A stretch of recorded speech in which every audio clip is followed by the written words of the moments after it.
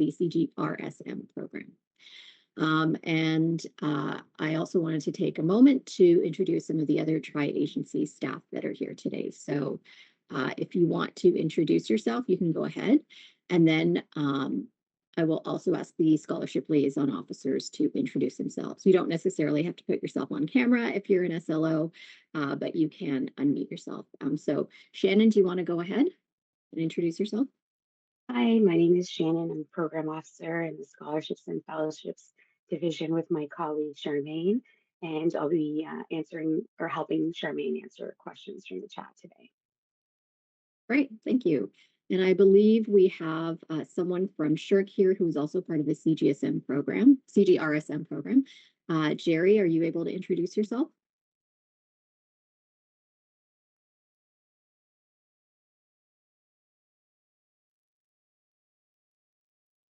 I don't know if Jerry can hear me. Okay. Tawny, did you want to go ahead? Oh, Jerry's mic is off. He said he's trying. Sorry, Tawny, go ahead. No problem. Hi, everyone. My name is Tawny Anderson, and I'm a program officer in the research training portfolio who's currently working as the coordinator for the new Canada Research Training Awards Suite. Nice to meet you all. Thanks, Tawny. If I've missed anybody from the tri-agencies, please raise your hand. And Jerry, feel free to put your mic on, or once you get your mic going, just raise your hand and I'll take a moment to introduce you, okay? So as I mentioned, today's audience is composed mainly of applicants, but we do have some scholarship liaison officers here or administrative staff from the institutions as well. So if anybody wants to raise their hand and introduce themselves, they are more than welcome to. And I just want to say, while the session is taking place in English, you can ask your questions in the official language of your choice. I can't guarantee that I'll be able to answer completely in English, but maybe Jerry can help me answer, or in French, excuse me, but maybe Jerry can help me answer some of those questions. Alors, n'hésitez de communiquer avec nous dans la langue officielle de votre choix. So today's session is intended to address questions pertaining to your CGRSM application for this year's master's programs. If anybody has any questions pertaining to program adjustments for current award holders, meaning you currently hold a CGSM or a CGRSM award, you need to send an email to the relevant CGRSM contact. So Shannon, would you be able to post the tri-agency emails for if current CGSM award holders have questions? So that's going to go in the chat. And I just want to say you should be able to access the Q&A panel, and that's how we're going to be addressing questions today. So you can open it via the Q&A icon at the top of your screen. You're going to click on the drop-down arrow next to the Ask a Question field at the top of that panel. And then you should see Start a Discussion and Ask a Question. And you'll select Ask a Question and then enter your question into the text field and remember to click Ask. So we will be answering all questions verbally one at a time. The session is not recorded, and we have attempted to disable your ability to comment on questions, just reserving that option for SLOs or agency staff. So if you do see the option to turn your mic on, please do not use it. If you ask a related question in the comment field of someone else's question, there's a possibility we may not see it. So we want to address the questions in the order that they are entered. Now, if you, for some reason, do not have access to the Q&A panel, then of course you're welcome to put your questions in the chat. But like I said, please reserve that for people who really do, like, they can't access the Q&A channel because we are our Q&A panel because we are going to be focusing on the Q&A panel first, and then Shannon's going to be checking into the chat occasionally.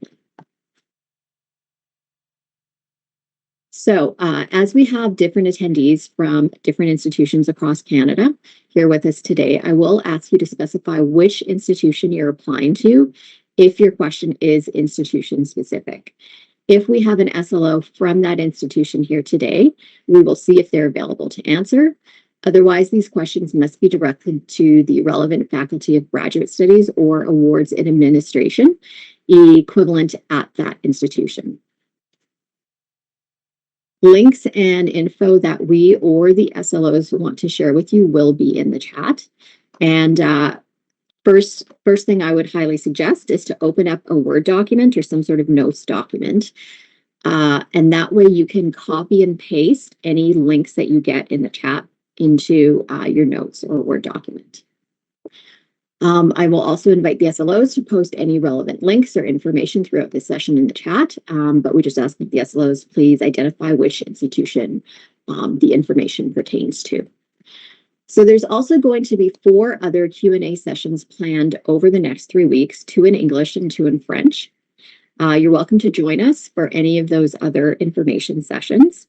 And so the way this works is it's considered a question and answer session. So questions that you may hear in today's session may be different than questions that someone else asks in a different session. So Shannon, if you could post the 4 other remaining sessions that are coming up, that would be wonderful.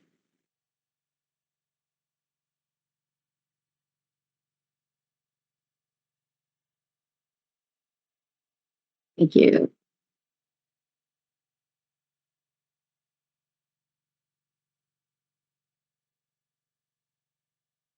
Okay, I just want to double check. Okay. So if anything you take away from today does not seem to match what is in the videos that we send you links to or any online information, please contact us for clarification.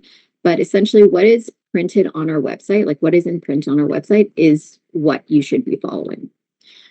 So we do have some NSERC resource videos. They're available in English and French. But please note that because they were made in the past few years, the names of the programs have changed. So we're now offering Tri-Agency Canada Research Training Awards suite of programs. So that's called the CERTAS, C-R-T-A-S. So a number of our resource videos have been removed, but the ones that do remain in place are still accurate with the exceptions of the program names that are used within the video. And this is also explained in the video description. So Shannon, would you be able to post the video links as well?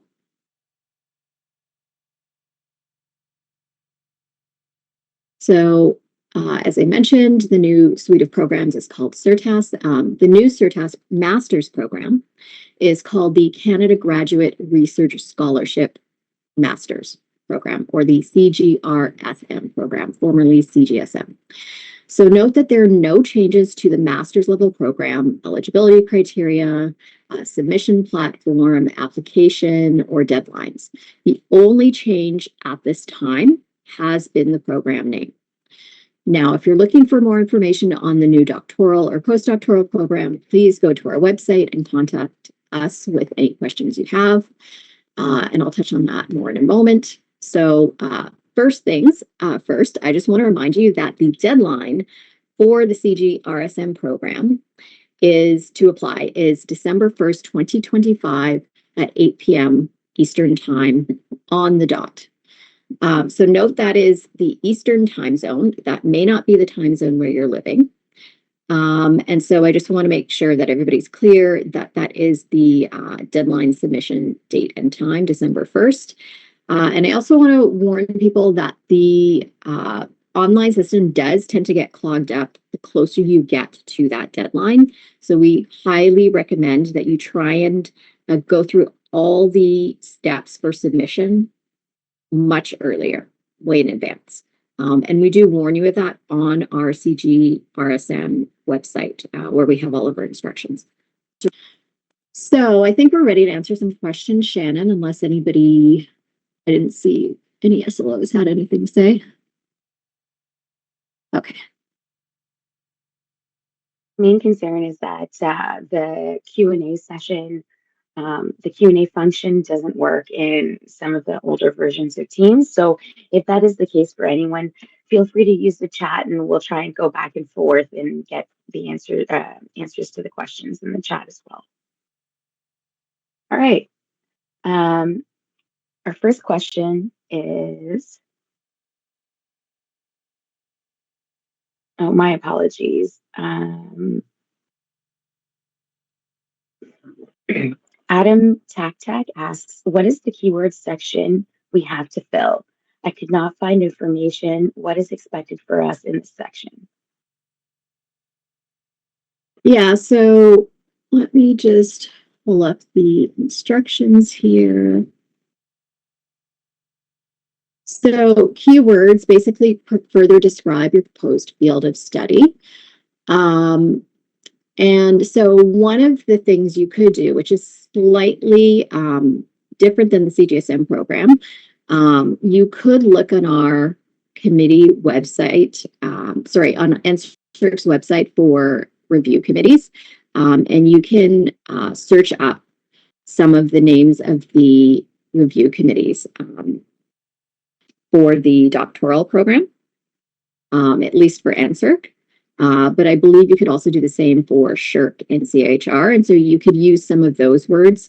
But basically what you're going to do is you're going to identify words that you want to flag to the reviewers, the people who are going to be reading and evaluating your application, about what the research proposal about the main topics of the research proposal. So if you're still unsure of what you should include as keywords, I highly recommend that you reach out to a mentor, potential supervisor that you have if you're unclear. Another good thing to do is if you're interested in a certain research topic, you're writing about it in your research proposal, take a look at the references that you're including and see what those articles include as keywords.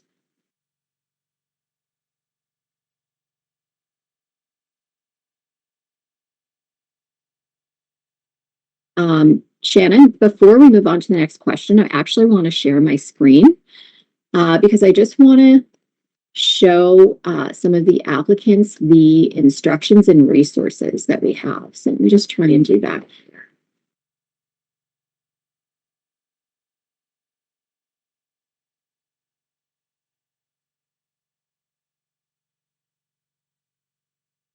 So, and if you can also post some of these links in the chat, that would be wonderful. So we actually have instructions here for the CGSM program. And if you go to, so this is the CGRSM, sorry, I keep forgetting the R, I'm still getting used to that. The CGRSM Master's Program website is here. And then if you go here, you actually have some resources that you can click on. So you can click on those resources, and that's going to bring you to the instructions for completing a Canadian Common CV, instructions for completing the reference assessment form, and tutorial videos. So I just wanted to highlight those available resources to you. And those actually might be helpful for you in answering some of your questions. Okay, sorry, just want to do that, and then we can move on to the next question. Sounds great. Okay, the next question is it more beneficial to have both references be research-based, i.e. to research supervisors, or can they also be relevant staff, professors, and lab managers? Yeah, absolutely. Your references can be whoever can best speak to your abilities. So I want to bring you to the instructions for completing the reference assessment form, and I'm going to share my screen again. So there is some very detailed information here about the references. But what I would highly recommend is that you actually look and see what we are instructing the references. So, and you can see some of the information that they need to include. So they need to know, they need to include how long they've known you for. And they're also going to be commenting on these 3 selection criteria: your academic excellence, your research potential, and your personal characteristics and interpersonal skills. So what you're going to do is when you're choosing your references, you want to be able to choose someone who's going to be able to comment on these things for you. So they don't necessarily have to be research-based, but you do want to pick people that are going to give you a good reference using these selection criteria that are outlined here. Oh, and I forgot to mention, Shannon, if you want to jump in at any point, you're more than welcome to. Okay, next question. Apologies. The next question is, in our application, we're asked to list relevant countries in relation to our proposed research. To what degree are our chances of being accepted, selected, affected by how relevant Canada is? Sure. I'm just going to see if I can read that question.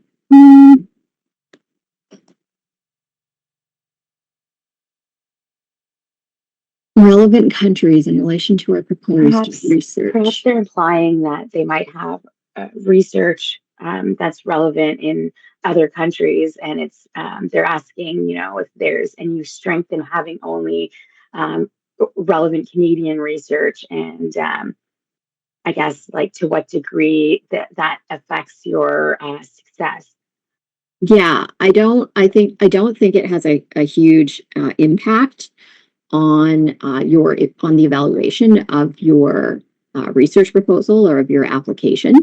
And I just want to explain as well, in case anybody is not aware, even though you are technically receiving an award from one of the tri-agencies, NSERC, SSHRC, and CIT are actually not responsible for the evaluation or review of your application. So what happens is you're able to list up to 3 institutions to which you want to at which you want to hold the award, and then each institution is responsible for forming their own evaluation and review committees. So let's say you list, just random example, Dalhousie and University of Toronto and UBC. Those are your 3 institutions that you list. So what's going to happen is your application is sent to all 3 institutions, and Dalhousie, U of T, and UBC have their own selection and review committees. And so those review committees are the ones that are evaluating your application. So what we suggest, and this may come up a little bit later as well, is if you are applying to hold the award at multiple institutions, just keep that in mind when you're writing your research proposal. But to go back to Julian's question, I don't think it has a huge impact. Where exactly, what countries you're listing. Yeah. Next question. Are there any exceptions to the limit on applying to only one department at each university? I'm applying to 2 different education-focused degrees at the same university, University of Toronto, but they're offered by different departments. Yeah. So unfortunately, those are the limitations of the research portal online system. We will be working towards having a new online system called TGMS in the future. But as of right now, research portal is what we have to use. And so we don't have the capability to change too much within the online system. My suggestion is that you actually reach out to the Faculty of Graduate Studies at U of T if you can, and just ask them how this would happen if, let's say, I only list one only one department, but I end up getting accepted to a different department. Can I change my my department? And so typically, if you're accepted into a different program, generally the universities are fairly flexible on that. And what they have to do is we do ask that if there are any changes to the award, you first go through your Faculty of Graduate Studies at that institution, and they inform us if there is a change. Would you be able to, Shannon, link the TAR tag as well? So I also want to bring to your attention the Tri-Agency Award Holders Guide. And so this is for people who are holding an award, but it's also helpful to take a look at even when you're applying. And so if you were to change your award, because you got accepted to a different department, I'm just going to share my screen with you so you can see that. So if you have any changes to award for CGSM, they are approved at the institution, and you would have to contact the Faculty of Graduate Studies or equivalent to request a change to the award. And we have had institutions say, like, this person got accepted to a slightly different program. They got accepted to mechanical engineering, but they had listed the civil engineering department or something like that. And so as long as the institution is okay with that change, then most of the time we're fine with it. So yeah, hopefully that answers your question. The next question. Mhm. I'm looking to apply to 5 schools, but I can only select 3 schools for this award.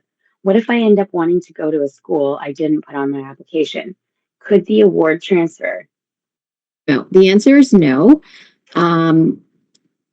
So you're right. Previously, like in past years, we used to have up to 5 schools that you could list, but we have brought it down to 3. So I would say, just list the 3 schools that you think you have the best chance of getting into if you're not sure which ones to list.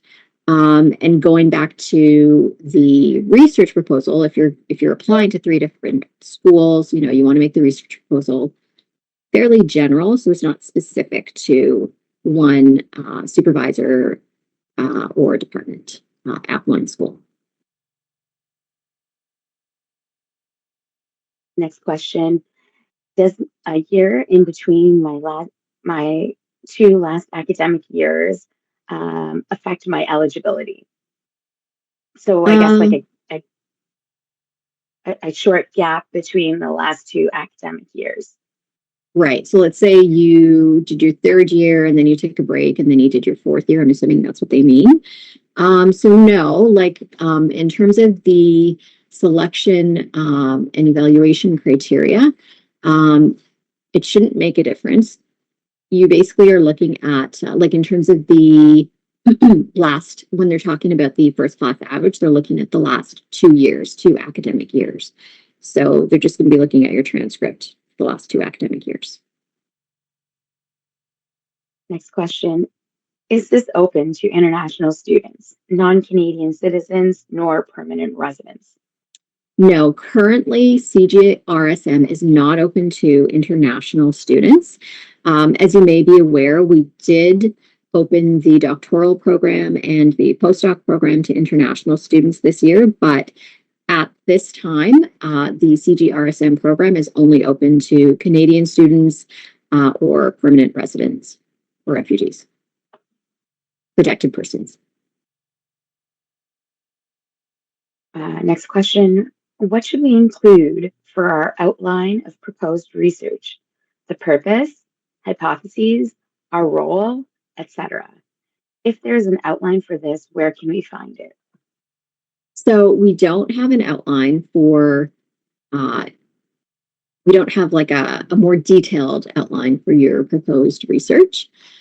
I would say, if you can, often institutions or universities where you currently are do have like samples of previously successful award holders.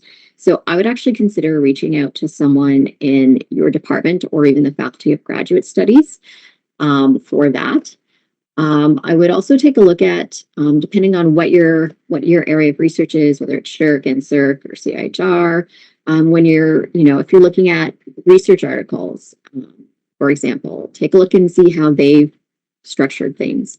And then another example would be if you do have like a writing center at your institution, you could also go to them and ask for more tips or advice about your outline of proposed research.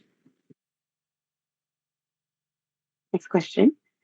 If your transcript has a watermark on it because of combining it with another transcript document that is an issue with submitting that version, is that an issue with submitting that version?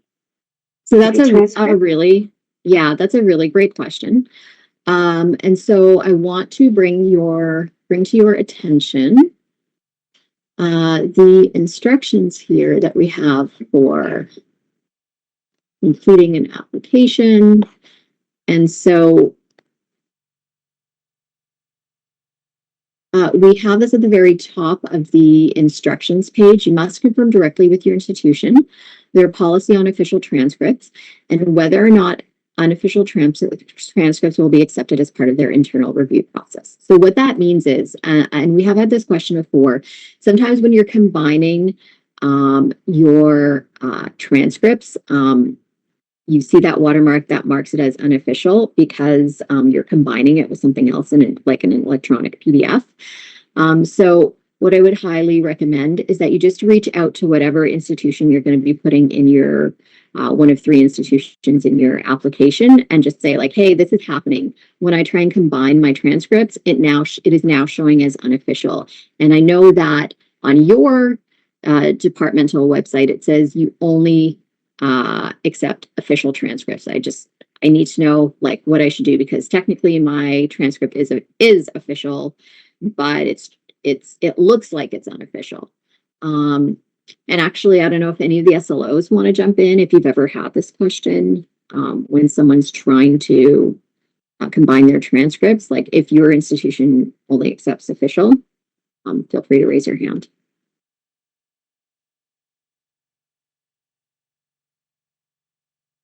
I don't see any hands. Okay, and then, Diane, Diane. do you have a comment? Hi, I'm at McMaster, and we request official transcripts.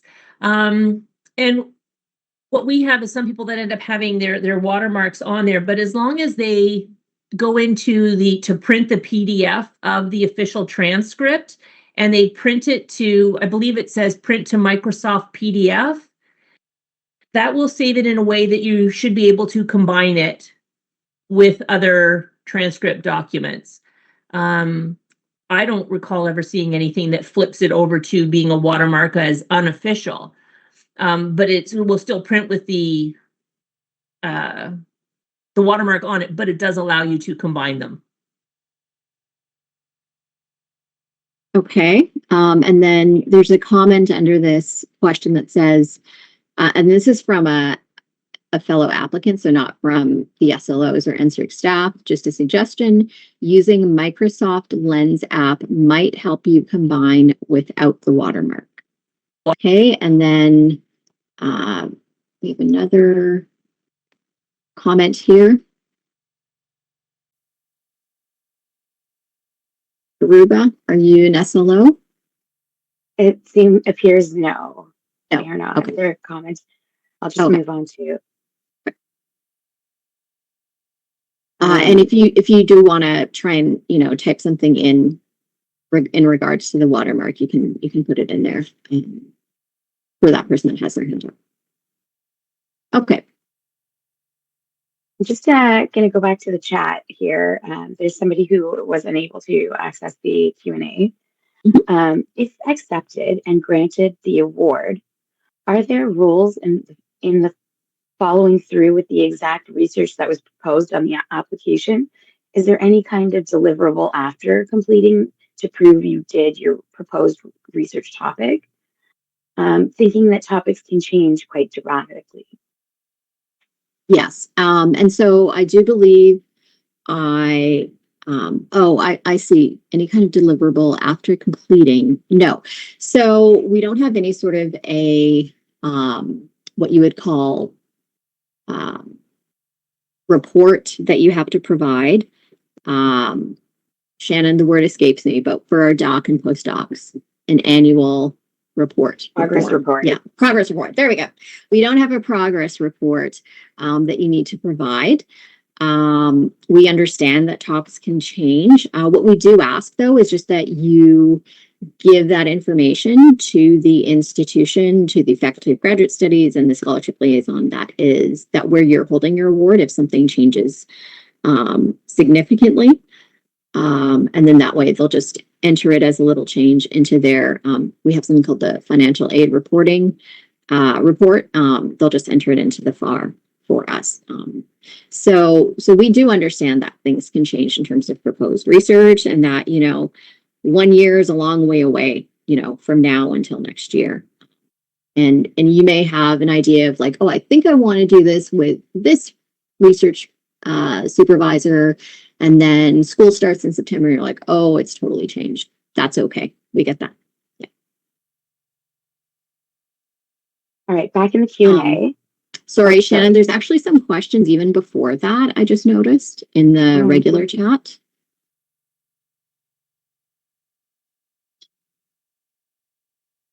Oh, my apologies. I have a professional master's program at U of T, which does not include a thesis, but rather a capstone project creating an exhibit. I see in the eligibility section that exhibits are included, but what would I talk about in the research proposal section of the application? The project topic is unknown until we start. Okay, so I don't know what the MMST is, but I'm assuming, because it's talking about an exhibit, I'm assuming this is like arts or design. Yeah. So my suggestion is that you actually reach out to SHRC, but Jerry, I don't know if you're around, if you are able to answer this question. But that would be wonderful. Like I would recommend that you actually reach out to SHRC. And I think Shannon already provided the 3 links, or sorry, 3 emails for you to reach out. So I would contact the SHRC email or use the SHRC email address. Yeah. This person wrote, would you be able to include the links for SHRC as well? I'm only able to find the NSERC ones. I'm not sure what that means. They're shared links. They're all of our links, although they're based on the Tri-Agent NSERC website. We host the links, but the information is relevant to SHRC as well. Oh, okay. Yeah, thank you for answering that. Okay. And then there's also another one. Is this in the common? Oh, I'm not sure what they're referring to. Is this in the common CV or in the application that was at 11/16? I'm not sure what. But you should maybe the link to the review committees, or I have no idea. But Talia, Stacy, if you want to like post your question again, because we're not quite sure we understand, feel free. Okay. And then we have another question in the chat here. Hi, I'm a microelectrics fabrication PhD program at Carleton. I'm awaiting my PR application to be processed. Apologies, just moved. A PR application to be processed by IRCC since it's been backlogged for almost 9 months. I see in the eligibility section that exhibits are included. But what would I talk about in the research proposals section of the application too, as Amy brought up? Are there certain grant linked to regions, Ottawa National Research Center, or the Armed Forces? So I'm not aware of any grants or funding for those types of projects. I would suggest maybe you just do some Googling and maybe go to the actual Armed Forces website, see if they offer any grants. So my understanding is that you're a PhD student. So yeah, the CGRSM program wouldn't apply to you unless you are a direct entry student from your bachelor's, but it also says you are waiting for your PR application to be processed. So yeah, you would not be eligible for the master's program actually. And so it sounds like you could be eligible or would have been eligible for the PhD program because it is open to international students, but the deadline has passed now for the doctoral program. So the doctoral program deadlines We're actually, I believe, in September and late October if you're applying through the university for the CGRSD program. Okay. Charmaine. Yeah. And back in the Q&A, Okay.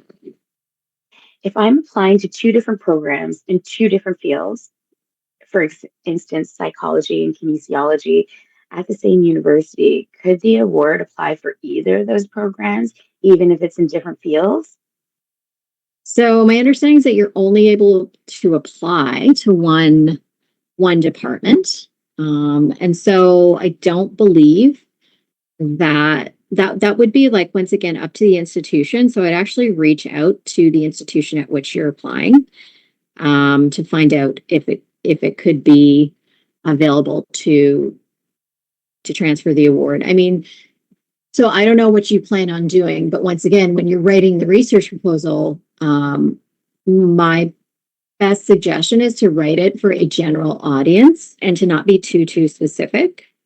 So if you can, like, find a research project that overlaps between kinesiology and, what was it, psychology, that would be my suggestion. But once again, maybe reach out to the institution as well to see what their response would be. Thanks, Charmaine. And no, this will not be recorded. Next question.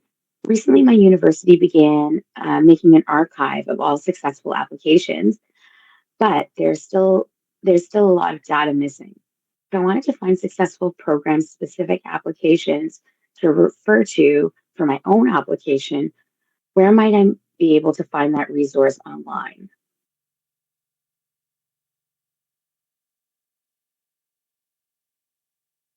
We don't post the applications online. They're not publicly available. So it's up to each individual institution if they wish to include that information for those individuals. And obviously those individuals have to give their permission first, if they want their applications available to that department or university. But unfortunately, we do not have that information available online. Charmaine? Yeah. Sorry, do you want me to say next? Sure. I'm in my last year of graduate studies, either graduating in June or September of 2026. Am I still considered eligible to apply? As I know NSERC is awarded in 12-month spans. Would I still be eligible to apply even though it is my final year of my master's? Yeah, so I'm just going to bring you to the eligibility criteria here. So,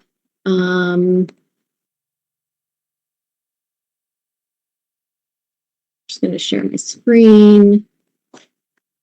So to be eligible to apply, you have to have completed either between 0 and 12 months. So 0 meaning you are not in graduate school yet. Up to 12 months of full-time studies by December 31st of the year of application. So my understanding is if you have completed, sounds like you may have completed more than 12 months of full-time studies in your master's program, in which case you would not be eligible to apply.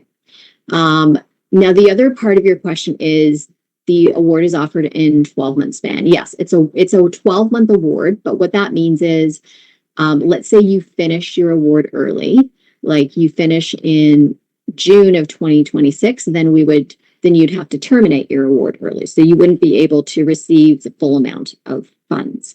And just so we're clear, all of the funds are actually funneled through the institution, and it's the institution that pays you. So it is very rare that an institution would pay you the full 12 months of fund in one lump sum. Usually they spread it out, whether it's monthly or every 3 months. And it depends on that institution, and you'd have to reach out to that institution. But if you finish your studies early, then you're only holding the funds for whatever length of time that you're in school. Next.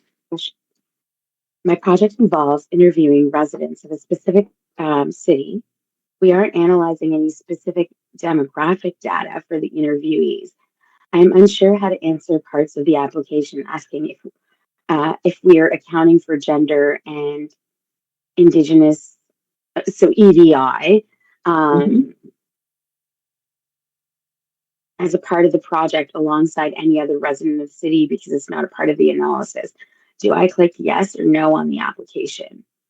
I mean, if you're not examining those things as part of the analysis, then you're not accounting for it.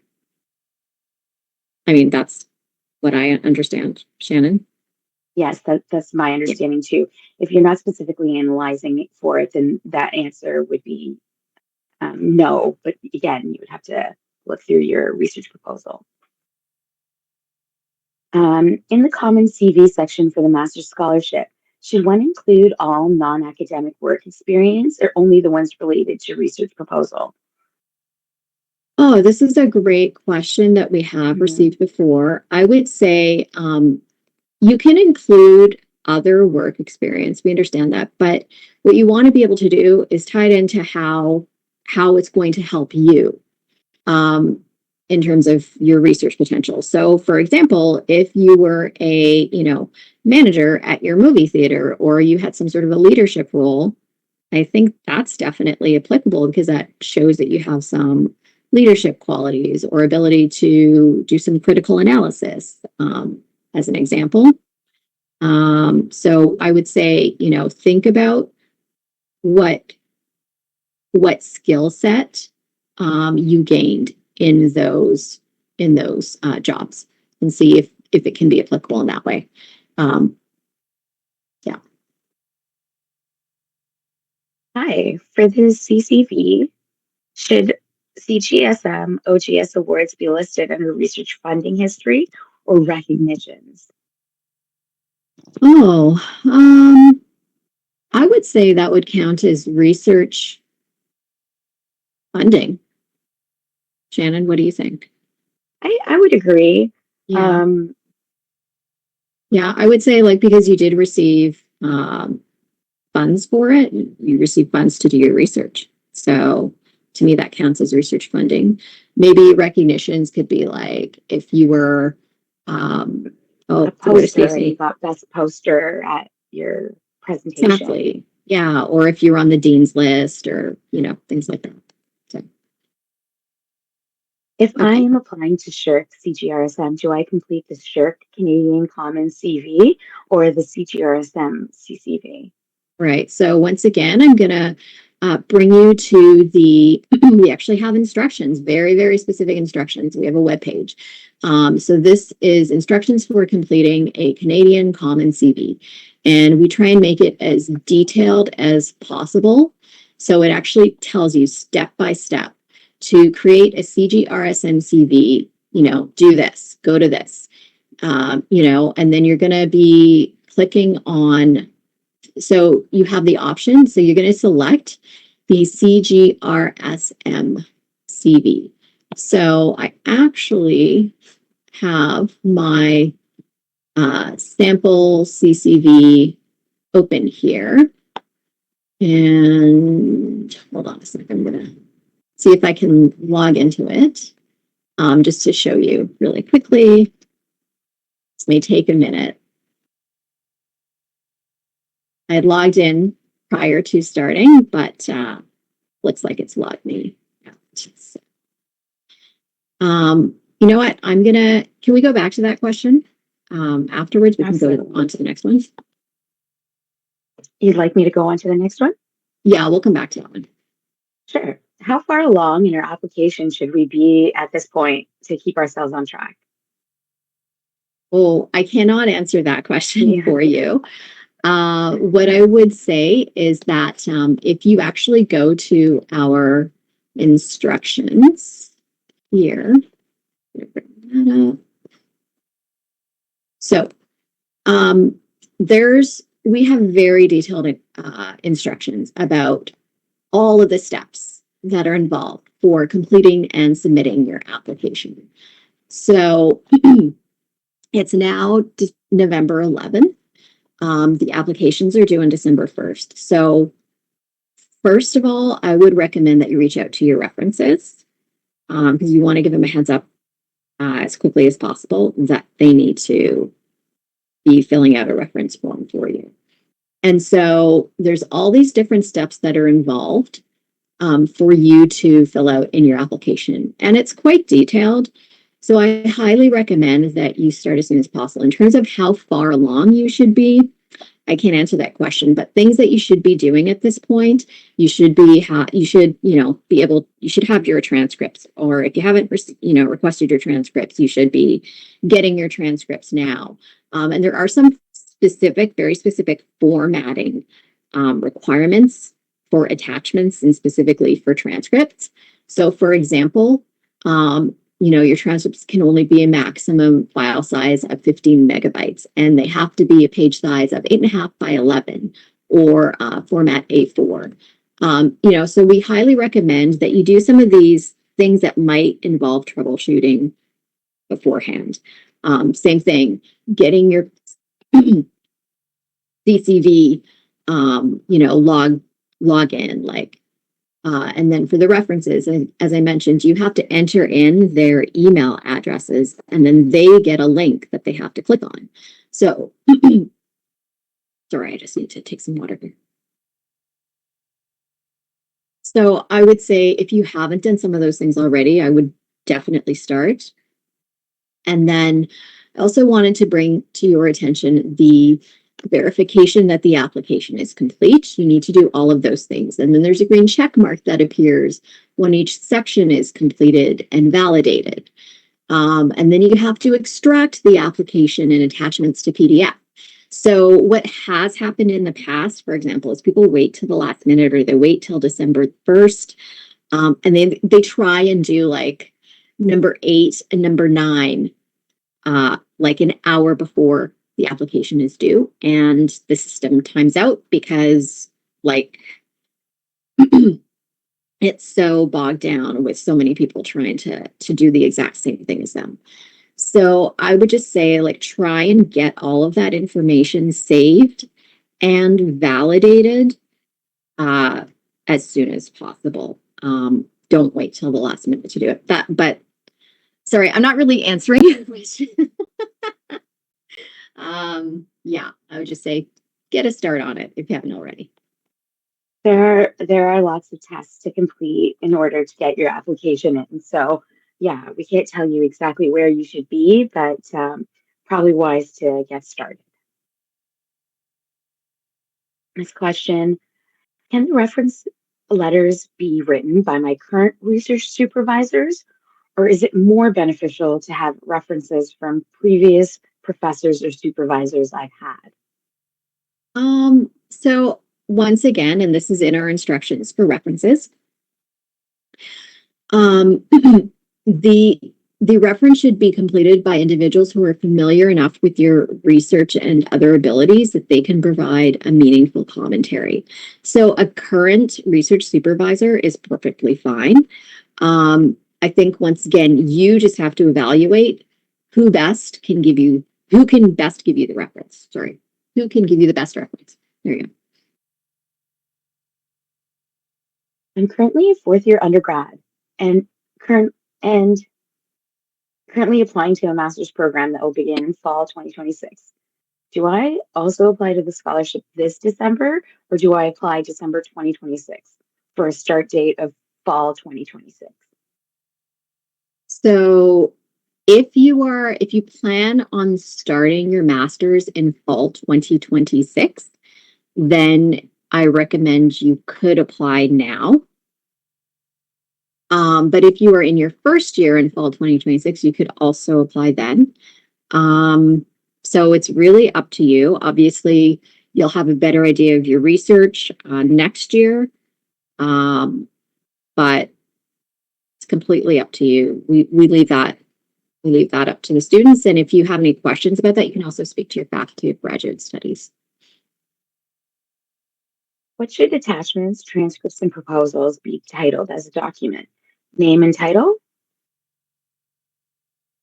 You can just title them transcripts. Yeah, it's fine. If I had applied for CGSM last year at a different master's program, does this affect my current ability to apply? Will I need transcripts from every school, even if I didn't finish the program there? In a different master's program, does this affect me? Yeah, so I'm going to bring your attention to the eligibility criteria here. If you have been, I'm just going to explain this here. Oh no, wait, that was for direct entry. So for the program in which you're requesting funding, yeah, if you were in a previous program and you're no longer in that program, and now you've started a new master's program, you are eligible to apply. Well, I need my transcripts from every school. So I highly recommend that you reach out to the Faculty of Graduate Studies at which you will be applying for the award, because once again, they're going to be looking at the first class average in the last 2 years of completed years of study. So I don't know if that means you completed a full year of your master's, then maybe they would include that. I have no idea. So you need to reach out to them. Next. Do the last 2 years of full-time study need to include a minimum number of graded courses, or can it include multi-term course count? Once I apply, do I need to maintain a minimum GPA throughout the remainder of the academic year, or is the GPA requirement only assessed at the time of application? I'm currently asking in regards to the University of Calgary. Sorry, I'll just include the tail end. And what if the last 2 years of study are not full-time? Okay. Yeah, so once again, I would definitely reach out to the University of Calgary Faculty of Graduate Studies, because this is a very specific scenario that you're discussing, where you have a foreign exchange in your last semester, the transcript's not graded. So yes, the last 2 years of full-time study, they don't need to include a minimum number of courses, but once again, you know, your university is using that.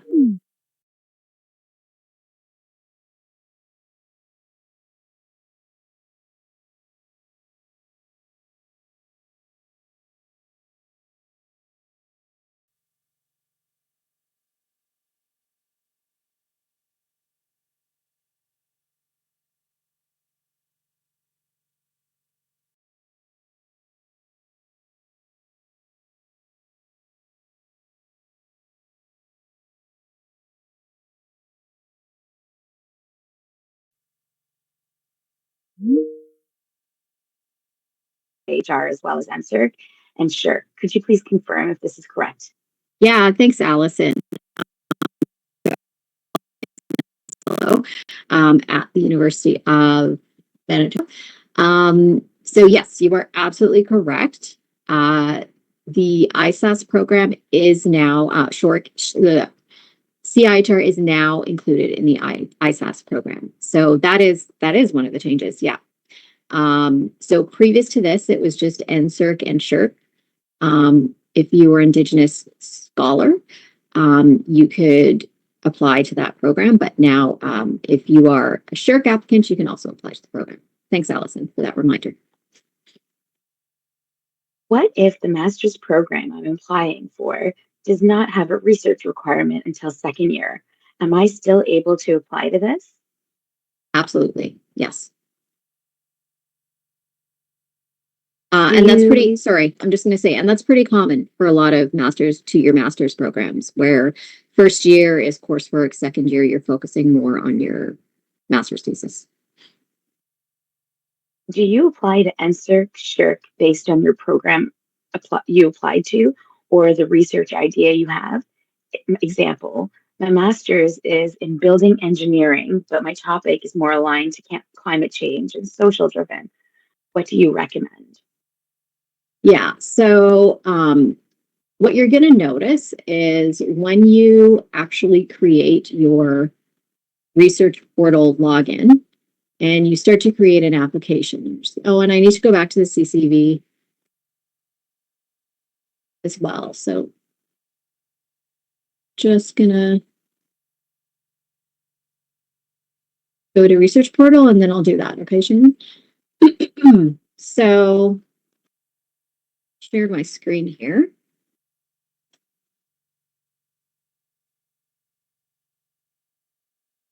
So when you're trying to apply, what you're going to do is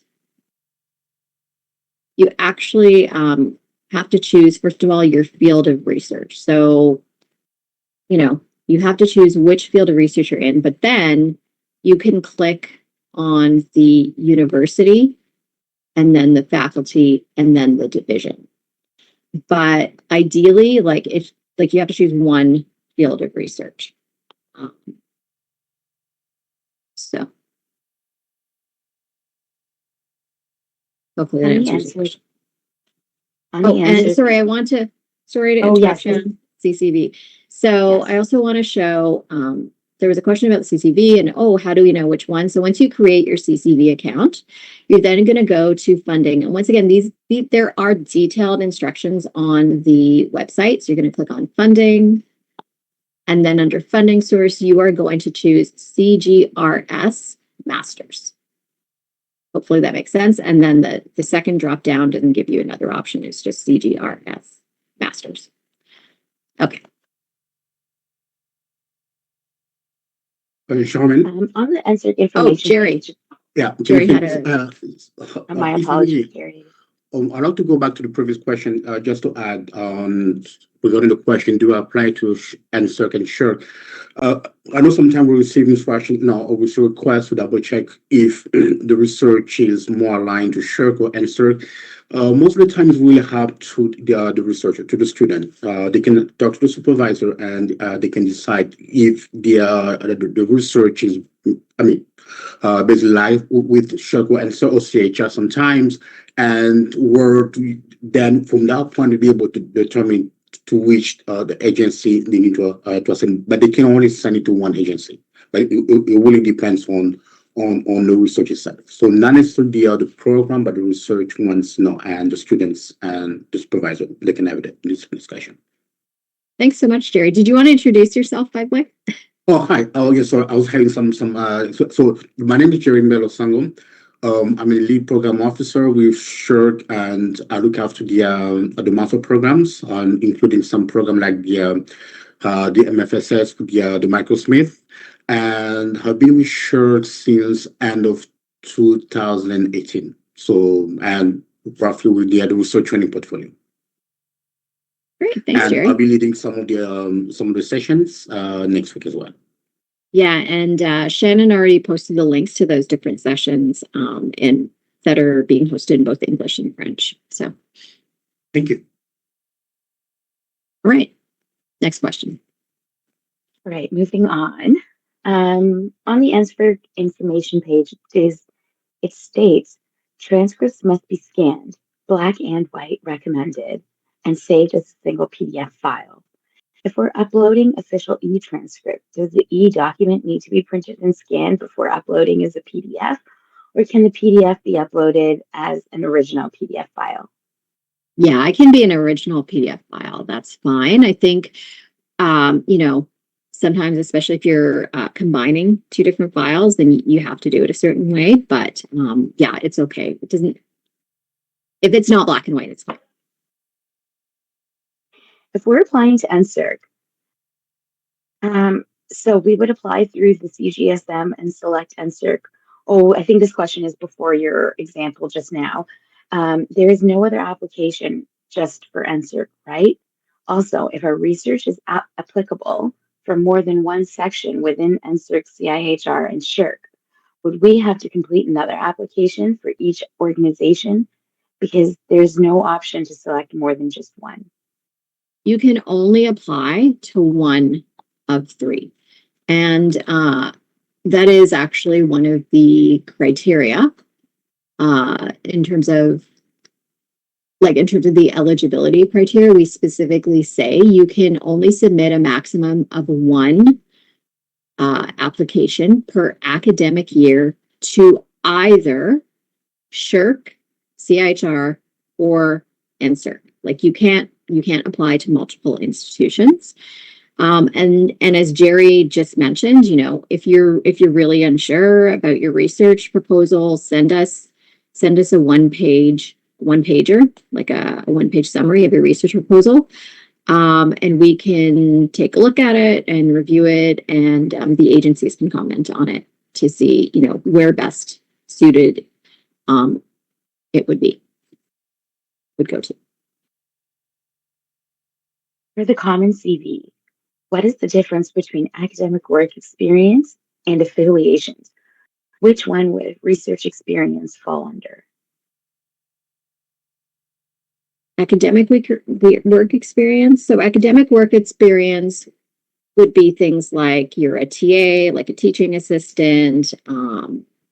Maybe I would even count like tutoring, for example, to me counts as academic work experience. Affiliations are the institutions to which you are affiliated.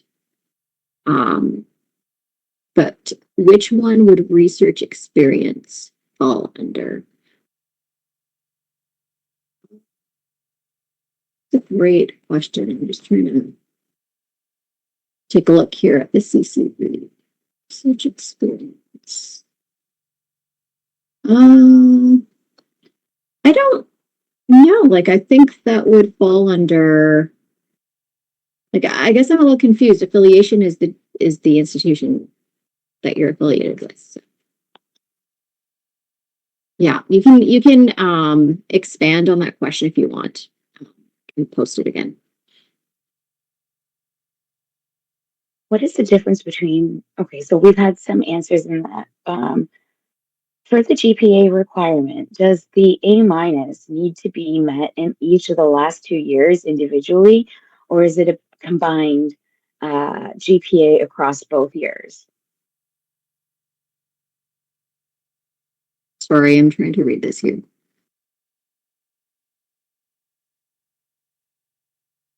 It's loading. I'm sorry? Oh, I'm just trying to read the question, but it's loading, like I'm having to scroll down. So. Oh, yes, I have had that a couple times. I think what they're asking is that, you know,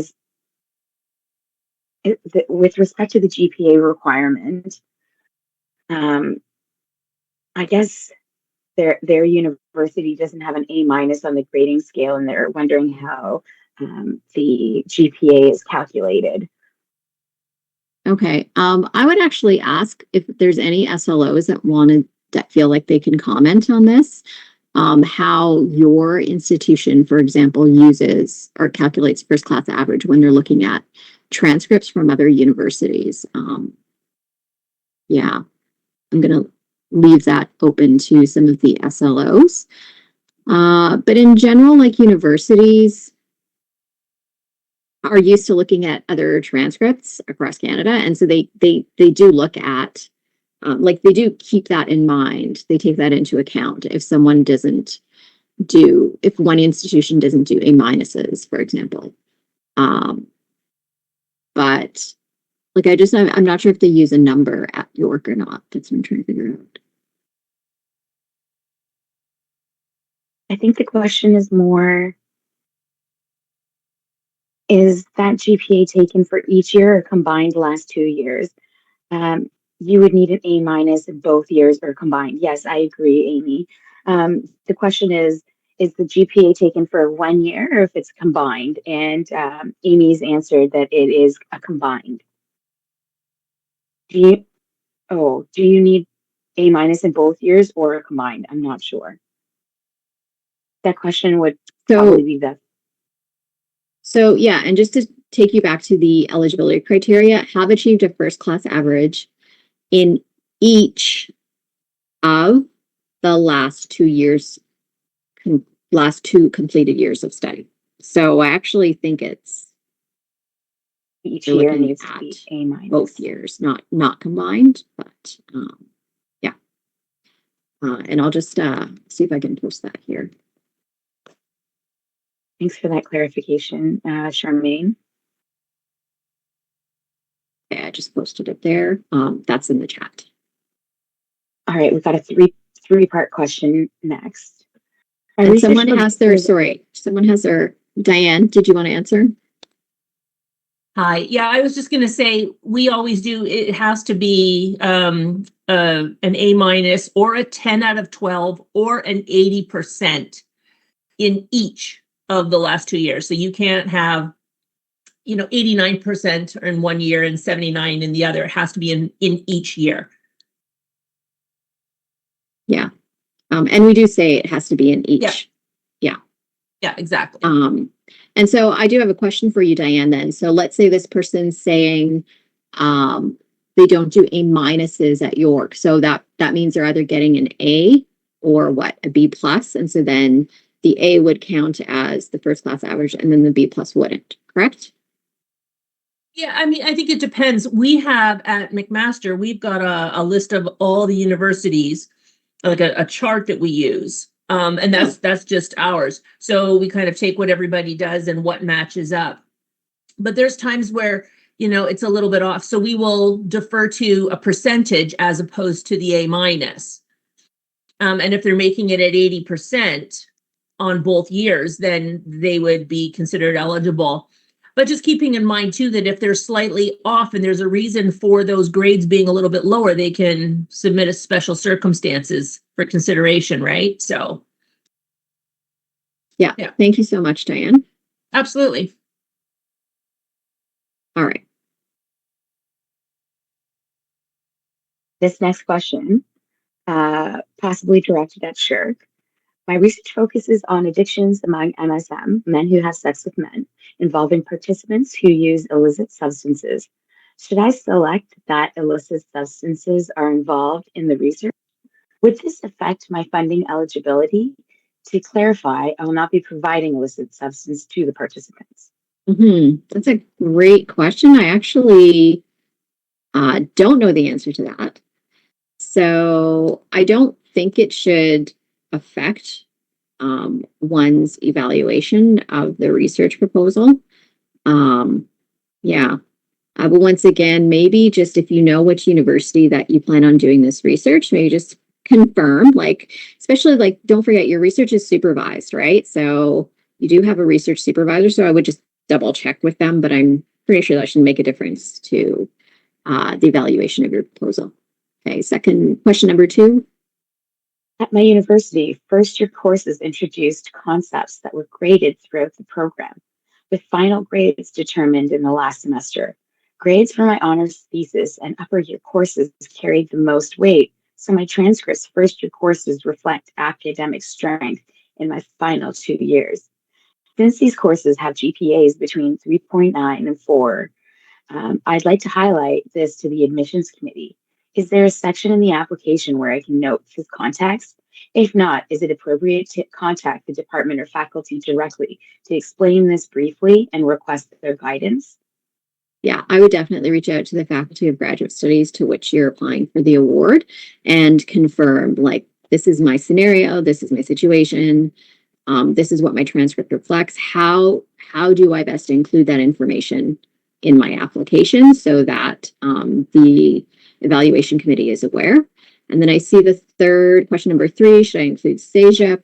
The answer is, no. And I just want to confirm this. I'm pretty sure I received this answer already, but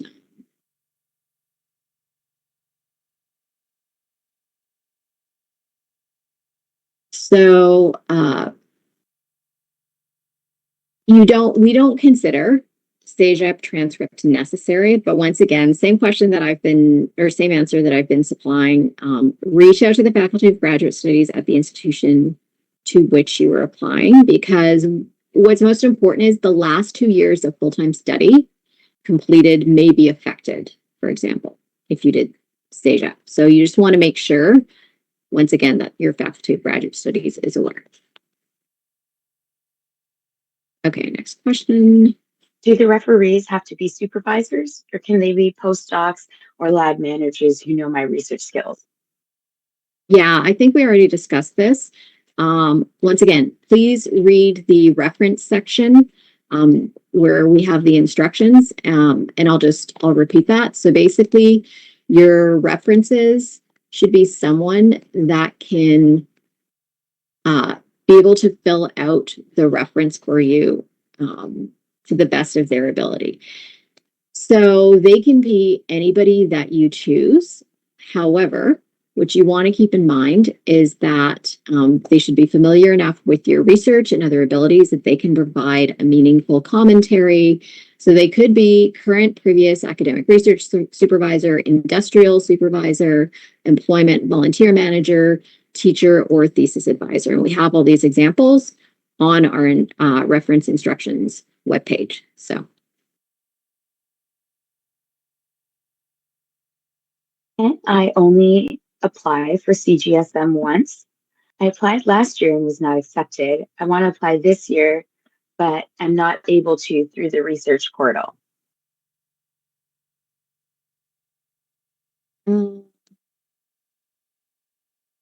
Sorry, can you repeat that? I'm trying to find the question. Can you only apply to CGSM once? I applied last year and was not accepted. I want to apply this year, but I'm not able to through the research portal. If you're having trouble accessing your account through the research portal, then you can definitely reach out to whether it's SSHRC, CIHR, or NSERC, whoever you're applying to, but you can definitely apply more than once. So, and Jerry, you have a comment as well. Oh, yes. I see some instances where they're trying to reopen the old application. So they need to create a brand new application because it's a new competition. So sometimes I've seen it in the past, but I don't know if that's the case. If they're having issue with the new application, then they can go through the web grant. So become like technical issues. However, if you apply in the past and that application was deemed ineligible for a different reason, for this competition, create a brand new application. Yeah, that's a great point. Yeah, you have to create a brand new application if you've applied in the past. Yeah, thank you, Jerry. Are there example responses available so we can get a sense of the conventions and best practices for formatting and framing our proposal? Sure. Yeah, so once again, I think we answered this question early on in the session. Reach out to the Faculty of Graduate Studies at your institution if they accept, if they forward or evaluate CGSM or CGRSM applications, because they may have some examples for you. And then I would reach out to a research mentor, someone who maybe supervised your master's thesis, your undergraduate thesis, if you're unsure of how to format. And once again, there's writing centers at your institution you can also reach out to. And then also read some journal articles, see how things were formatted in that way too. That was relevant to your research. And I just want to point out, there's a lot of institutions now, at least some of the bigger ones, that actually host how to write your CGRSM applications. So just make sure you're also in touch with some of the Faculty of Graduate Studies to see if they offer any of those types of sessions. Okay, next. Are there course-based master's programs, such as the Master of Arts in Philosophy at the University of Toronto, at all eligible for these scholarships?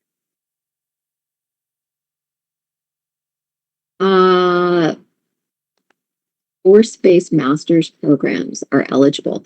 So they do need to be, there usually needs to be some sort of a research project that is applicable. And in terms of eligibility.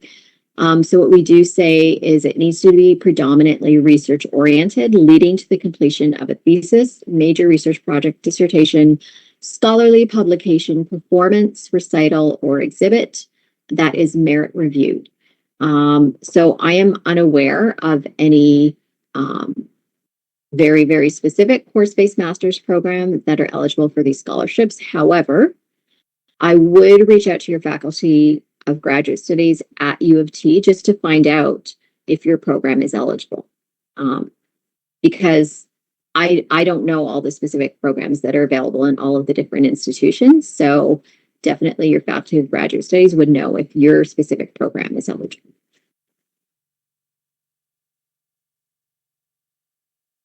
Hello. Hi. I did 2 degrees, a bachelor's and a grad diploma. Would my grad diploma grades be considered, or is it just my bachelor's? If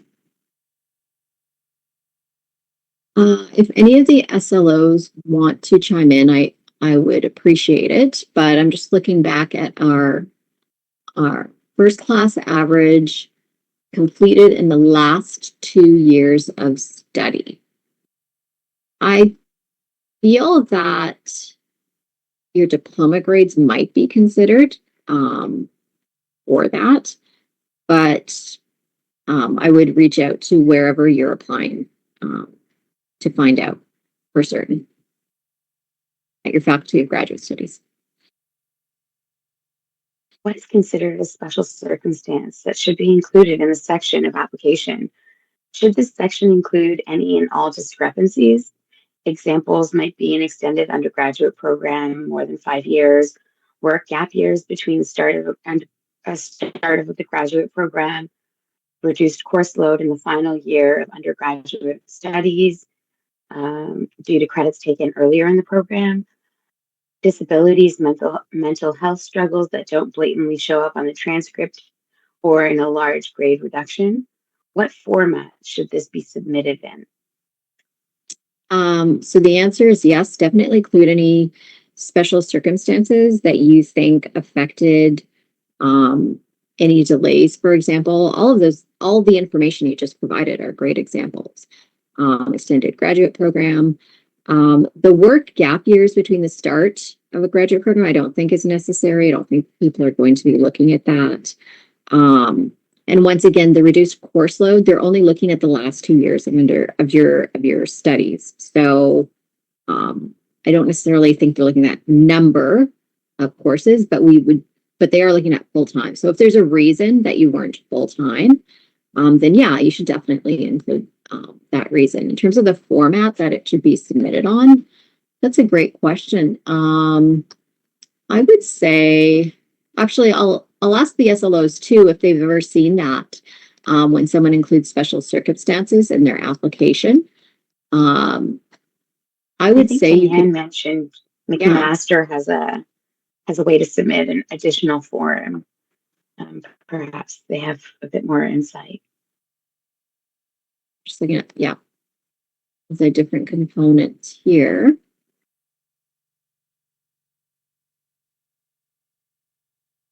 So Yeah, go ahead, there is a Diane. special circumstances.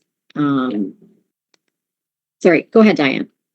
No, I think I was just going to say what you were going to, Charmaine. On the CGRSM website, it asks you if there was special circumstances, and if you say yes, then a prompt opens up and allows you 5,000 characters to type directly into the application to explain your special circumstances. Thank you. Yeah, I was actually just about to go into my application template. So I was looking for that to explain that. Thank you very much, Diane. You're welcome. So yeah. So once again, go start your research portal login, go into it and take a look at it and see what's available. So I'm just going to share my screen with you here. So this is like an application, a fake application I've created. And then there is an actual special circumstances module. So you can click on that.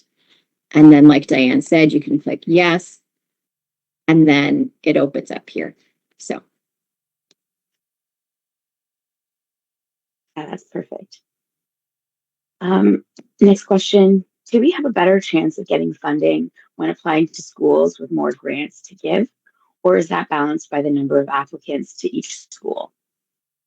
So I'm not sure of the success rate or the ratio of number of applicants versus number awarded. And I think you'd need to reach out to each institution to see if they have some of those questions.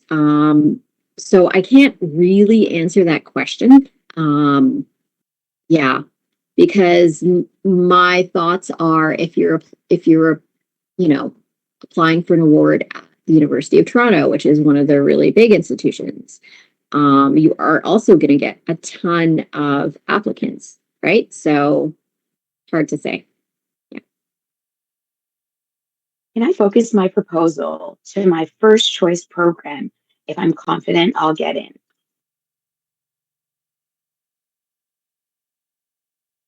Yeah, you can do whatever you want if you're confident that you'll get into that institution.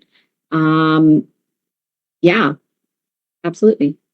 Once again, we say if like you're not sure which institution you want to go to, then you might want to make your proposal a bit more general. But if you know you're going to that institution, it also doesn't make sense to include other institutions, because what's going to happen if you know you're going to a certain institution next year, but you list a different institution on the application, on the CGRSM application, and then that institution offers you an award, but the institution that you're actually planning on attending, that you know for certain you're getting into, doesn't offer you an award. So are you going to now switch to a different institution, right?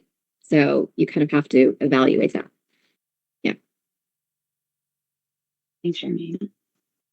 Is there a weighted evaluation on student submissions? For example, are transcripts weighted more or field of research proposal? No. If you go to our website, we do talk about what the evaluation or selection criteria weight is. I'm just going to share my screen here. So this is the selection criteria, and you can see how everything is weighted. And so you're specifically asking if transcripts are weighted more or field of research is weighted more. So the answer is general, no. And we don't know the specific scoring grid that each institution uses, because each institution forms their own evaluation committee. But these are the guidelines that we do give to the institutions, and they follow this. So this is how things should be weighted. Next. I'm back in the chat. Just answering the question, or looking at the question here. I heard the success rate of NSERC CGRSM applications was around 38%. And IRC, I found a PDF with some data. Did I understand things correctly? Sorry, this is in the chat? Yes. Okay. Sarah and Mel. And IIRC, I found a PDF. I don't, that's a great question. I'm actually, maybe something that I can get you to do, Shannon, is, do you know where the CGRSM dashboards are? If you don't, I'll try and find it. I think I reviewed them when they were first sent to me as a draft, but unfortunately not where they ended up. Okay. So I'm just going to, yeah, we're going to post a link to, there is a CGSM dashboard that I want to post in the chat. So once we find it, I'll post it for you, Sarah. Okay, next question. If we are currently in our first year of a grad program, do we need to resend our transcripts? I don't know what you mean by resend, but if you are in your first year of your graduate program, you need to include all of your transcripts, including the current year that you were registered. So I'm not sure what you mean by resend because you're attaching it in the application. Yeah. I work in a college, college center for technology transfer. If I receive the scholarship, is there a limit on the amount of part-time work I can do? I'd like to mention that my work at CCTT, which is paid, is directly related to the research I'm proposing for my scholarship. Also, if I earn, let's say, around $40,000 random number in taxable income from the CCTT, would that be a problem? Is there a maximum annual income threshold that could cause the scholarship to be canceled? Okay, so there's lots of questions in there. So let's see if we can break it down. There's no maximum annual income threshold that could cause the scholarship to be canceled. You can have another job if you also have an award. So we don't have that type of restriction. The restriction that we do have, and that we do talk about in the actual tri-agency award holders guide, specifically has to do with other sources of income. So I'm just going to share my screen here. So the agencies do not place restrictions on outside sources of funding or employment. But we just want you to consider that you must follow any institutional regulations. So really, you actually do need to check with your institution. This is a great question for your institution, so I would double check with them first. And then the second question was about part-time, I believe. Is there a limit on the amount of, no, there's no limit on the amount of part-time work you can do, as long as you are, and once again, if you're in your program part-time, that is something you can request from your institution. We do have award holders who are part-time in their program. And if there's specific reasons as well, like, you have to provide for your family, for example. I'm just trying to look for that as well, in terms of exceptions, but yeah, I don't know if that answers all the questions. Let me see here. Oh, one thing I did want to mention, and we have had this question before, is if you are employed by the government of Canada in any capacity, that is one restriction we have about holding your award. So you cannot be holding funds from the tri-agencies for an award and then also be being paid by the government of Canada.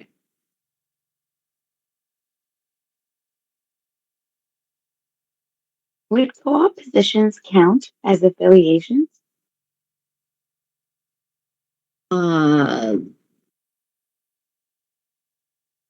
Sorry, I'm just trying to take a look at the CCV section here. I believe that's what the question is referring to. And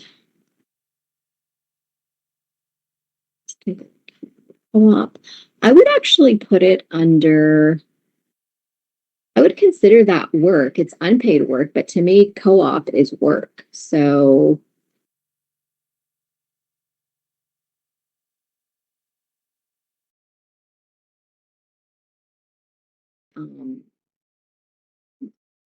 not, yeah, like you have, it's under employment. Sorry, I should explain. For those of you who have not looked at the CCV yet, in the CCV, you have a section that says employment, and then you can fill in affiliations.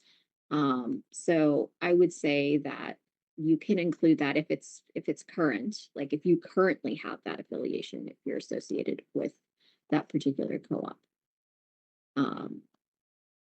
establishment. Okay, next question. How are we doing, by the way, Shannon, in terms of questions? Are we running out of time, or are we good? We've got a ways to go. There's still Okay. new questions being posed in the Q&A. I'm back in the Q&A now, and I'll try and kind of skip any questions that we've answered previously. Next question here. One of my transcripts I've uploaded as a PDF, and my other institution will only provide a physical copy of my transcript. I can't perfect the scanning dimensions of this document. How should I proceed? Will my application become ineligible? So, so the only way, like what you have to do is just try and attach it. And if it attaches okay, then it's fine. If it doesn't attach okay, then you have to try and problem solve. But as long as everything uploads okay in the attachment, then you're fine. In terms of an application's in an like it's not going to go through if you can't properly attach it to begin with. So we wouldn't say it would be ineligible if the scanning dimensions are not perfect. But we say to follow those scanning dimensions just because we want it to be, first of all, legible. We want the universities to be able to read your transcripts. But then secondly, to be able to actually attach in our online system, which can be finicky. And that's why we recommend that you follow those scanning dimensions.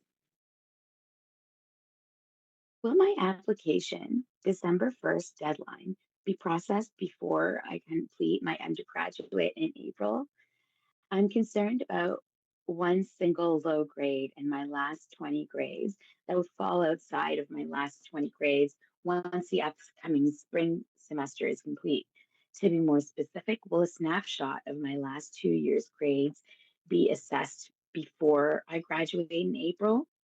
No, your application is due December 1st. So that means whatever you provide in your transcript is what is being evaluated. Also, how should I address part-time status? I've had to drop down to 2 courses for a couple semesters within the window of the last 2 years. Can I Oh, address yeah, you this can address it. in the special circumstances Yeah. section? That's right. Absolutely. Great. All right, check that off, and we're off with the next question.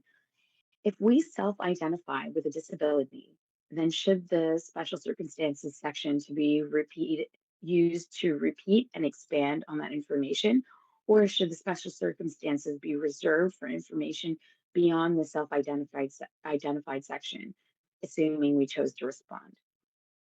Yeah. So if you're specifically talking about the self-identification questionnaire that you have to complete even before you start your application, the universities do not see that, I believe. That's only for NSERC. And then sometimes we share some of that information in the sense that, for example, if you self-identify as Indigenous, and then you apply for an Indigenous Scholars Award and Supplement competition, and then we share that information with the university, um, then that information about your indigeneity um, would be, available to the um, institution once we share it. But that's specifically because you applied for an award and got it related to that competition. So I would say you don't need to share any information that you don't want to and that you don't want read by reviewers, but specifically the EDI, like self-identification questionnaire at the very beginning, when you first log into Research Portal, is not shared with the institutions, unless you can click off, like there is like an acknowledgement where you're like, yeah, I know that this may be shared amongst the tri-agencies, etc. So yes, you should definitely expand on that information in terms of if you want it included in your application or special circumstances. Next question is related to the keywords. In the Common CV in the research specialization section of the user profile, we are asked for keywords. Are these related generally to our field of study, or are these related specifically to our topic of study for our research? Okay, I'm just taking a look at it now. Sure.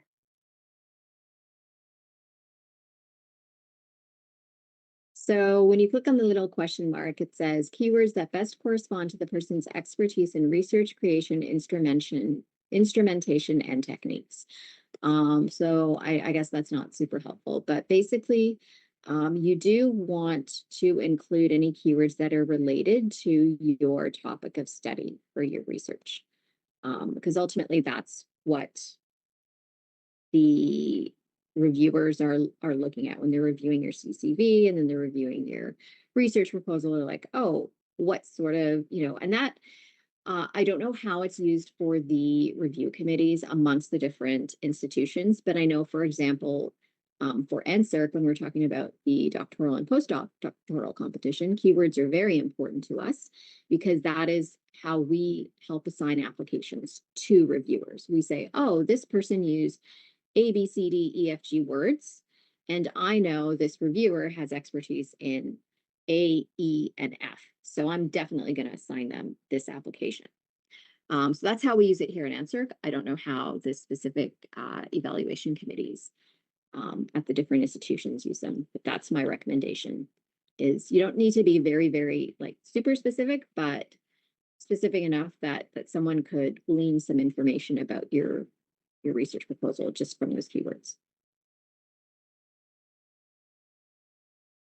Should my common CV have my uncompleted master's position on it? Yeah, you can include that. Does the 0 to 12 months limit apply to the second master's?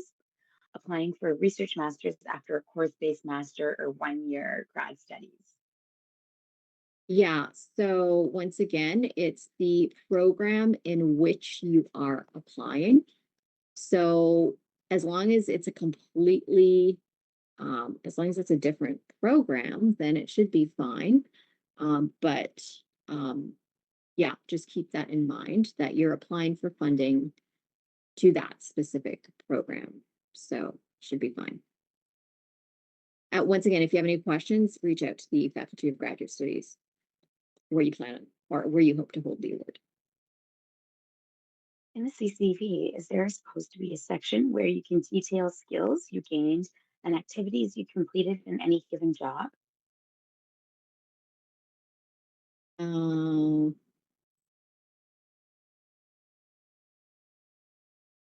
there should be. I'm just trying to pull it up here. Can we come back to that, Shannon? Because I'm just trying to pull up the sample CCV. Can I reapply if I applied last year's? I meet all the other requirements, but I cannot apply in the portal. I believe that Jerry had also addressed this. You will have to start a new application, and that may be the issue with the portal. You can apply if you've applied last year.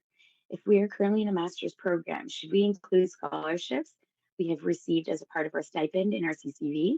If yes, would that go under the section research funding or recognitions? Answered this question earlier. Yeah. Okay. Oh, no, go ahead, Charmaine, if Oh you no, want I was to just add gonna more. say it's up to you. They'll see it either way. So yeah.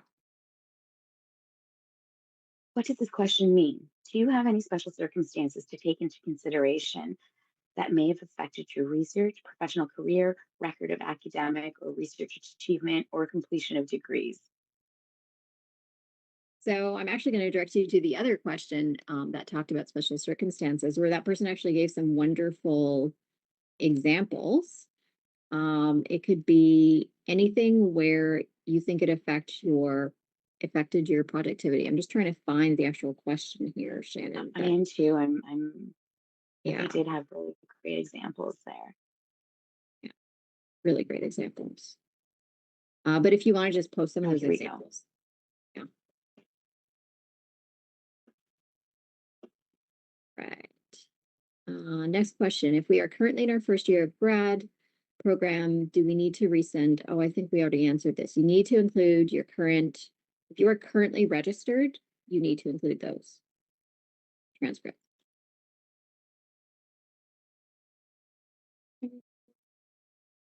Perfect. Next question.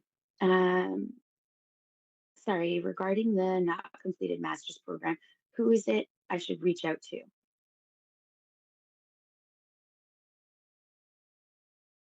You're going to reach out to whatever Sorry, I'm If you're trying to including, remember. sorry, the question Catherine McCoy Bridges asked, should my common CV have my uncompleted master's position on it? The follow-up, sorry, regarding the not completed master's, who is it I should reach out to? I'm Oh, not your sure, Catherine. faculty of graduate studies, where you hope to hold the award. If we're currently applying for funding for a future graduate program while in an undergraduate program, are we considered affiliated with an organization? That affiliation is related to employment. So I would say, like, if you're employed by the university, then you could include that. But if you're not employed by them, but if we're talking about affiliations, it's under employment in the CCV. Will institutions know that I applied to other institutions? I don't think so. Can one of the SLOs answer this? That information is not available in the research portal, correct?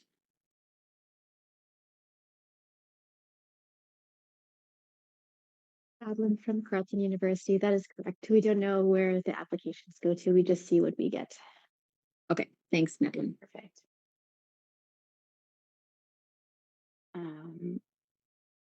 Sorry if this is asked, but does research experience, undergraduate research thesis, go under employment field in the CCV?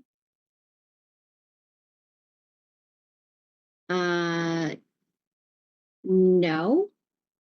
No, I don't think it would be considered employment. Let me just take a look here at the CCV.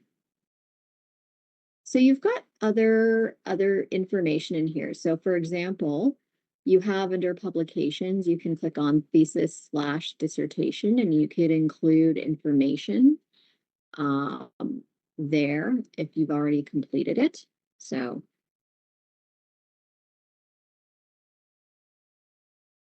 I think that answers that.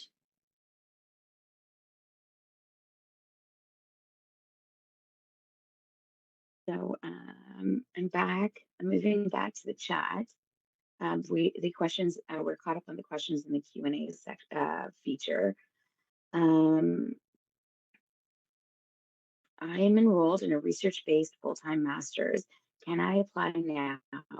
And if yes, then is my CGPA going to be evaluated based on my undergrad?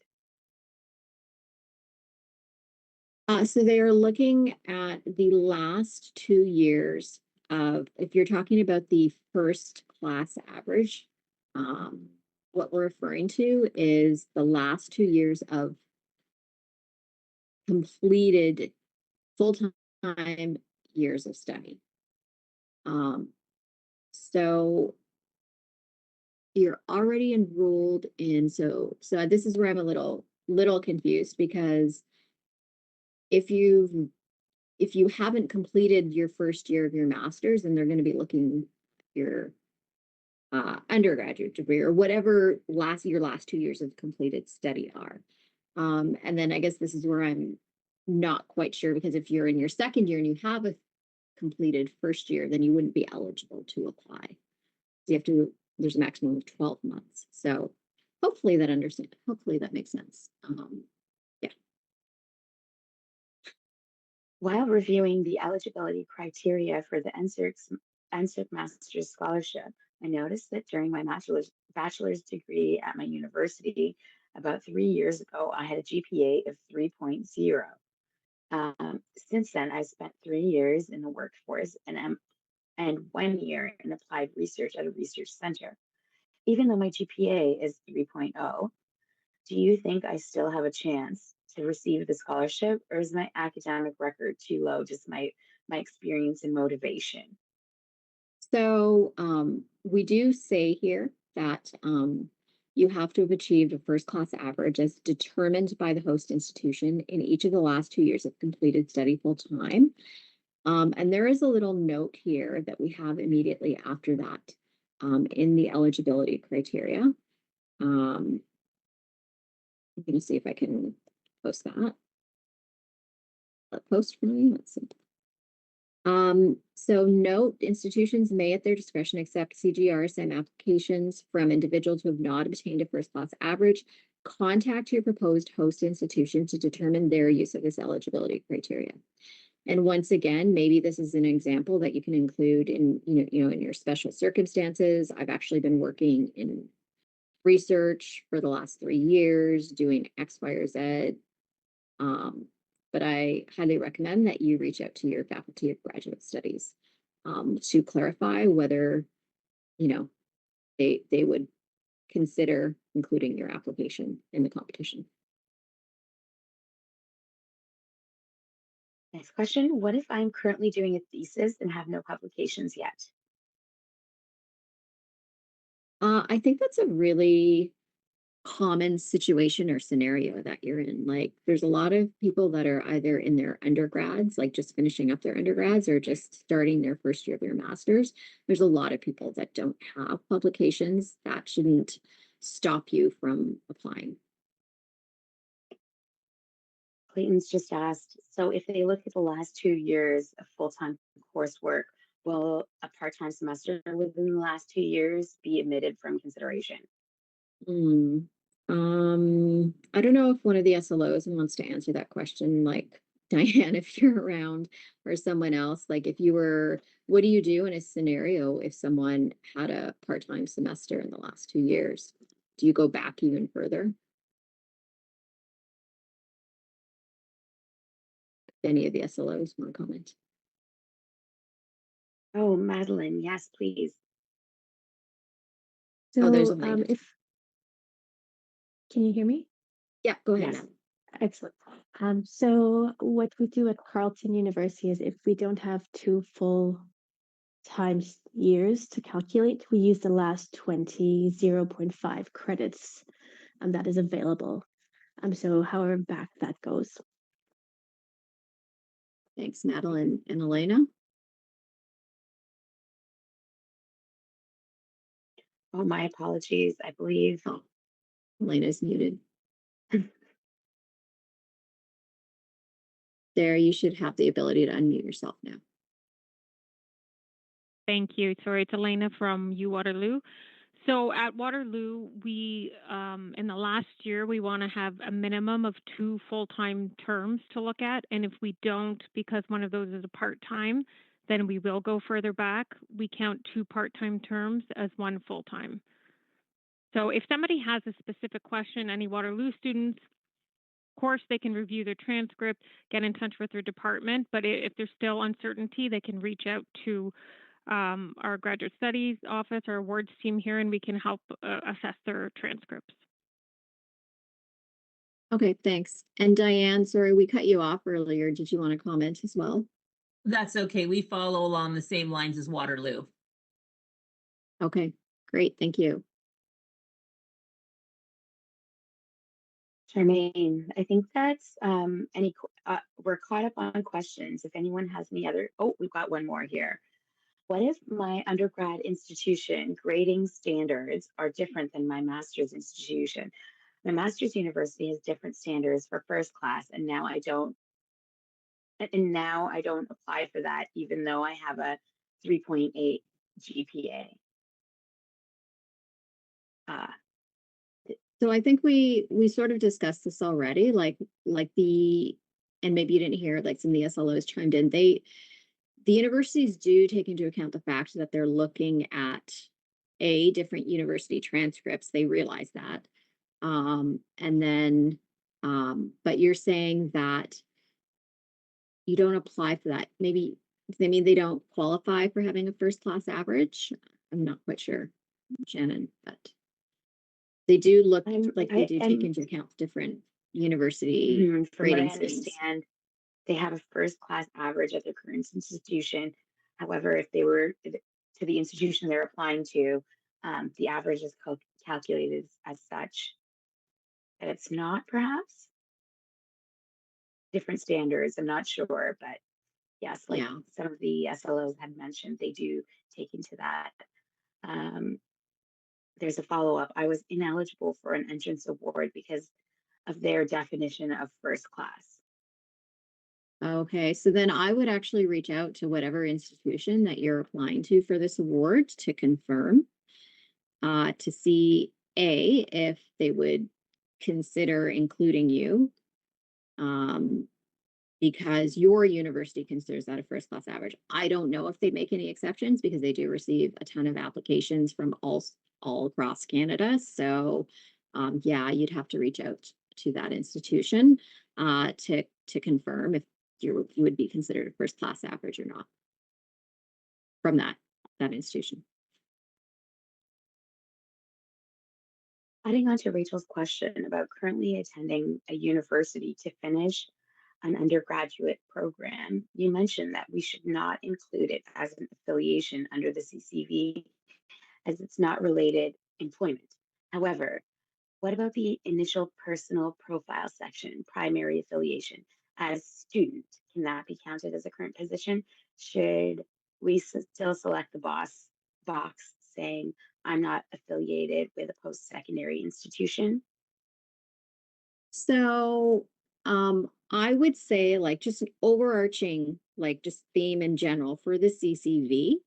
Um, i- if you differ slightly, like someone says student and has a primary affiliation, and someone doesn't include their student and doesn't have a primary affiliation, it's okay. Like the evaluation committee is not going to be evaluating differences in your CCV based on whether or not you put in an affiliation for this or didn't put in an affiliation for that. So I just want to make sure everybody is, not super concerned with that specific, detail.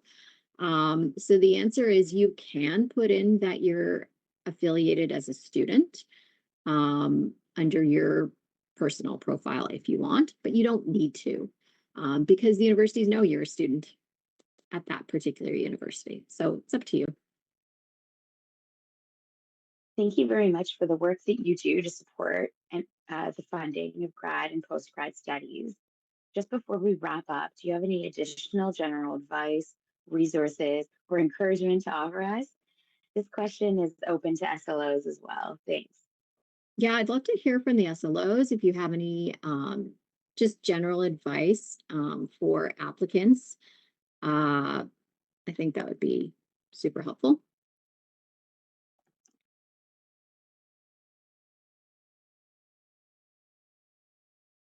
Diane? I think from our standpoint, just reiterating a couple of things that you have already mentioned is please don't wait till the last minute. Take time to review all of the instructions in advance. And if you have any questions, please feel free to reach out to us in Grad Studies. I've dropped our contact email in the chat as well.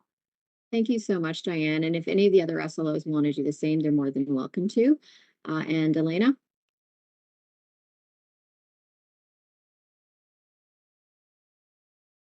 Oh, sorry. I accidentally did something there. You should be able to speak now.